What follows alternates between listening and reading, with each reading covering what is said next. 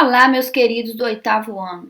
Estou aqui um pouquinho atrasada essa semana, mas ainda há tempo, né? Porque essa semana é a semana 5 do PET volume 3 e nós vamos fazer a correção dessa semana 5. Sejam todos muito bem-vindos. Eu sou a Késia Botelho, professora de História, e todos que estão chegando aqui pela primeira vez, fiquem à vontade e vamos juntos aí para a nossa correção. O tema da semana 5 de vocês é Brasil Império Segundo Reinado, mas vai tratar aqui sobre o finalzinho do Brasil Império, do Segundo Reinado. E vai falar aqui sobre os problemas que o Império estava sofrendo, né? Sobre os problemas que o imperador passava no finalzinho do Império aí, que acabou culminando na instalação da República no Brasil. Então começa falando aqui sobre as questões da Guerra do Paraguai, que gerou muitas consequências negativas para o Brasil, inclusive o endividamento aí, inflação devido à emissão de moedas. O exército brasileiro ficou insatisfeito por não ter mais destaque, mais influência política no meio do império, né? E há casos também que dizem, né? Inclusive o PET fala aqui, ó, que a questão de ter usado os escravizados nos combates da Guerra do Paraguai, muitos desses militares, eles se conscientizaram com a causa abolicionista, porque esses escravizados, muitos deles, receberam a promessa de se tornarem livres e se extensiam isso à sua família, mas os que sobreviveram não viram isso acontecer, né? Eles muitas das vezes recebiam a sua carta de alforria, mas não foi extensivo aos seus familiares. E aí o Império começou a enfrentar questões, né, que nós vamos ver aqui agora. Ó. Primeiro, é o que eu falei sobre a questão militar, né, onde os militares passaram a querer ter mais visibilidade no cenário político, passar a ter mais importância no Império. A questão republicana, né, que tinham muitos críticos da monarquia e que afirmavam aí que a monarquia era um entrave ao desenvolvimento nacional, né, que tinha que acabar e instalar uma república no Brasil.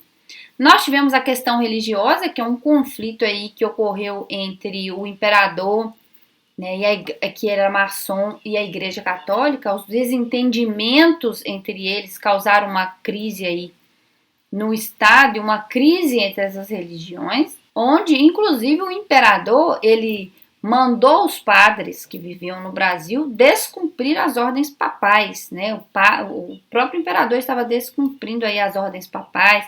Ele tinha uma certa liberdade de colocar pessoas no corpo da igreja, que inclusive ele colocou alguns maçons, e isso não fazia parte da liturgia católica, né? Não fazia parte dos rituais católicos. Então, isso foi gerando embate entre o imperador, né? Entre o imperador e a Igreja Católica. E nós tivemos aí também a questão escravista. Depois da assinatura da Lei Áurea, né, e da libertação dos escravos, uns grandes fazendeiros ficaram loucos da vida com o imperador, né? Tipo, como assim? Lei Áurea? Tirar a nossa mão de obra? Não quero que isso aconteça comigo. Então eles fizeram o quê? Ficaram contra o imperador. Bom, pessoal, tive uns problemas técnicos aqui, né? Comecei a aula de dia, agora já tá à noite, já até mudei de ambiente, mas vamos continuar aqui para poder eu finalizar essa correção para vocês hoje, né? Então, vamos lá. Finalizando aqui, então, né, a questão da Lei Áurea, né, que depois de instituída no Brasil, ela aboliu a escravidão no país, e aí isso causou um grande mal-estar com os grandes fazendeiros do Brasil. E eles, obviamente, não queriam perder a mão de obra que eles tinham, né, de forma que eles compraram esses escravizados e eles iam ter um grande prejuízo, ficando sem a mão de obra deles nas suas lavouras de café, principalmente. Mas vamos seguindo aqui, então. O café, né, desde o início do século XIX, aí, foi o principal produto da economia brasileira e esse trechinho do texto vem falar sobre isso. Né, principalmente no oeste paulista ali, onde os fazendeiros descobriram ali aquela terra de solo roxo, né, que possibilitava um melhor desenvolvimento do café naquela região ali. E com a produção cafeeira, né, iniciou também a instalação de ferrovias justamente para atender o deslocamento da produção, né, das fazendas de café mais afastadas do litoral para escoar esse café até o litoral para exportar para fora do Brasil, né? A modernização econômica esteve atrelada também, igual diz aqui no texto, atrelada à tarifa Alves Branco, que aumentou os impostos dos importados e incentivou a produção nacional. Ou seja, valorizava o que era produzido dentro do Brasil e o que vinha de fora vinha com um imposto bem maior. Com a lei Eusébio de Queiroz também, o texto aqui também retrata que, ao invés deles comprarem os escravizados, eles investiam esse dinheiro em novos negócios dentro do país, somando aí ao capital gerado pela venda do café. Nós tivemos aí o Barão de Mauá, tem até uma imagem dele aqui, ó, que ele foi um dos primeiros a investir na industrialização do Brasil. O Brasil também teve um período da extração da borracha na floresta amazônica, que sustentou ali o ciclo da borracha daquela região norte ali, né? Enriqueceu muitas pessoas ali na região onde havia aí a maior extração de borracha, que é ali justamente na região norte do Brasil. E aí, no decorrer do texto, fala aqui também que o Brasil tinha um grande volume de capital, né, produção de gado, alimentos, e existiam os tropeiros, que eram os comerciantes, pequenos comerciantes, que usavam as suas mulas para vender de uma região para outra e levar até os locais mais longínquos aí as mercadorias para as pessoas. Isso das pessoas que viviam longe, né, do litoral. As que viviam no litoral ali, o comércio era mais voltado mesmo com o comércio oceânico, né, que é um intercâmbio comercial entre uma região e outra, e a região interiorana era interligada aí pelos caminhos que cruzavam aí com os tropeiros, né, eram as mulas. Então é isso, queridos. Vamos aqui para as atividades. Atividade número 1. Quais elementos compõem as causas para a queda da monarquia brasileira? Aí eu peguei as 4 causas que o texto trouxe aqui em cima, tá? Você pode colocar questão militar, questão republicana, questão religiosa, questão escravista, ou colocar questão militar, republicana, religiosa e escravista, beleza?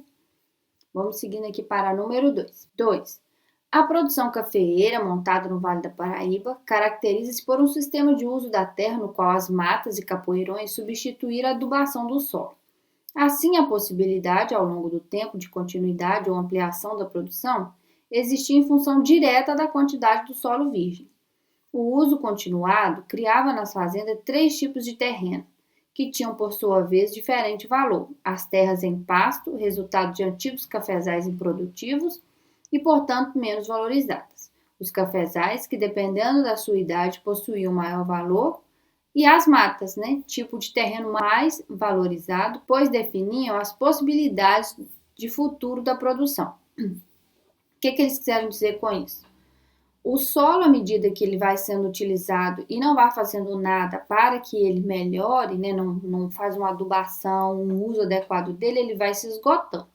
Então, nós tivemos aí 3 tipos de solo, que é o solo que já foi utilizado nos cafezais e já não servia mais para o tal, e aí era destinado para as fazendas. Depois nós tivemos aí o local onde era plantado o café e as matas. Essas matas eram mais valorizadas porque era um tipo de solo virgem, onde eles iam lá e cortavam as árvores, né, desmatava tudo ali, para que aquele local se tornasse um local de plantação de café. Então, este era o solo mais valorizado. Segundo o fragmento de texto, como se deu a expansão da cafeicultura no segundo reinado brasileiro? Aí eu coloquei aqui o desmatamento para a utilização do solo virgem, que era principalmente a terra mais valorizada para a plantação do café. Então, na medida que o solo ia esgotando, eles desmatavam e faziam novas plantações. 3. O segundo reinado, preso ao seu contexto histórico, não foi capaz de dar resposta às novas exigências de mudanças. Quando se analisa a desagregação da ordem monárquica imperial brasileira, percebe-se que ela relacionou-se principalmente com a resposta correta, É a letra D, a abolição da escravidão e o desinteresse das elites agrárias com a sorte do trono. E isso refere-se basicamente ao descontentamento, ao desinteresse aí das elites agrárias, principalmente após a abolição da escravidão, como eu já falei com vocês ali acima. 4. O transporte ferroviário do Brasil na segunda metade do século XIX ao início do século XX mereceu prioritariamente o interesse estatal e particular. As condições históricas relacionadas com a ampliação da rede em ritmo crescente foram: a resposta correta é a letra A, que fala a expansão da cafeicultura, principalmente em São Paulo, e o escoamento da produção para o exterior. Então, o desenvolvimento aí do transporte ferroviário, como a gente também viu no texto acima, se deu aí por causa da questão das plantações de café, principalmente as que ficavam longe do litoral, e era necessário escoar esse café até o litoral para que ele pudesse ser transportado para o exterior. Então é isso, queridos. Chegamos ao final da semana 5 e eu espero você na semana 6. Então essa semana você vai completar a sua semana 5, semana que vem nós vamos fazer a semana 6, beleza? Fica com Deus, beijo no coração, até a próxima.